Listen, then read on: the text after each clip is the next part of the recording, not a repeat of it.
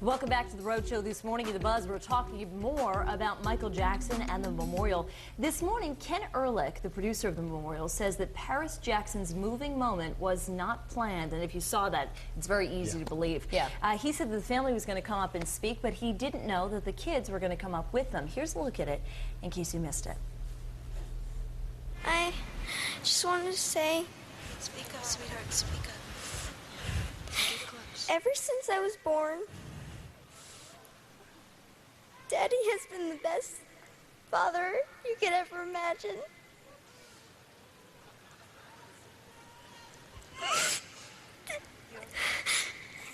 I just wanted to say I love him so much. I mean, just heartbreaking. Absolutely. You know, the thing is, some people are saying this morning that a lot of his questionable activity was glossed over. I mean, I don't think the memorial is necessarily the place to be talking about that.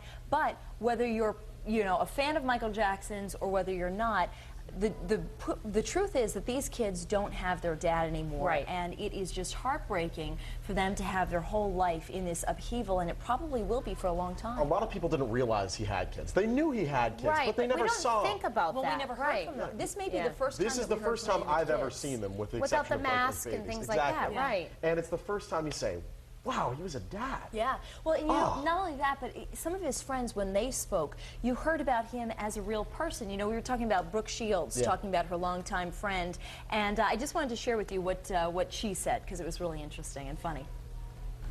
When he started wearing the glove, I was like, what's up with the glove?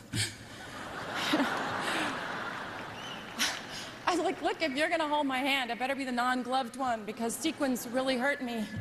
He would dig in. He'd just shake his head and he would just smile. He loved to be teased.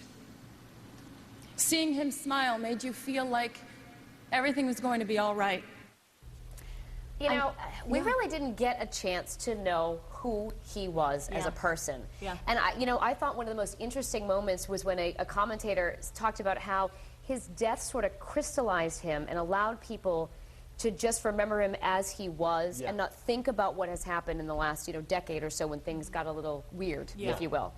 And it's sad, I think, for a lot of people who knew him as an entertainer and valued the work he did, but didn't really know him as a person. I think part of the reason that a lot of people didn't know who he was as a person is because he didn't know who he was as a person. Well, he closed himself off big time. I mean, I've heard so many commentators say, he didn't have his, all he wanted was friends. He couldn't have friends because he was too famous, and his dad gave him a thing about his nose, and he had all these surgeries and stuff like that. I'm sure there's so many people that would have loved to have an opportunity to just sit down and just hang out with the guy. And he was very cautious about who he involved himself with. He ended up involving himself with the wrong people. Well, and not only that, but it is hard. I mean, we've even heard interviews from Britney Spears who will talk about how lonely it is because when you are that famous, it is hard to find people who love you for who you are and not for what you do. Exactly.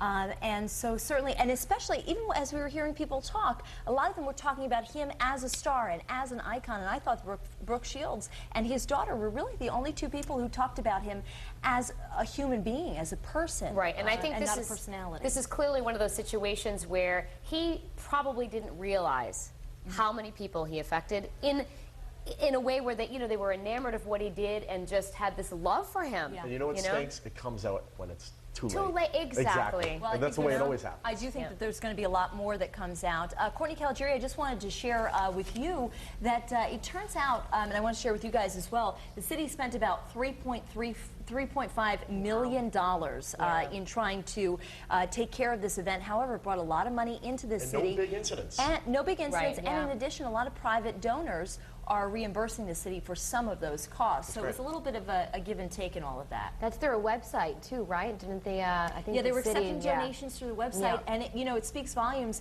for a state that right now is paying its bills with IOUs. That at least they got infused with these visitors and private donors are giving some of that cost back. Yeah, it's good to hear about that. And as you know, folks online still talking about this very memorable memorial service. And here's what some of our viewers are saying right now on FoxProvidence.com. And this one is from one artist, and she says regarding the Jackson Memorial, she was glad it was pretty subdued. She favored Jennifer Hudson's performance.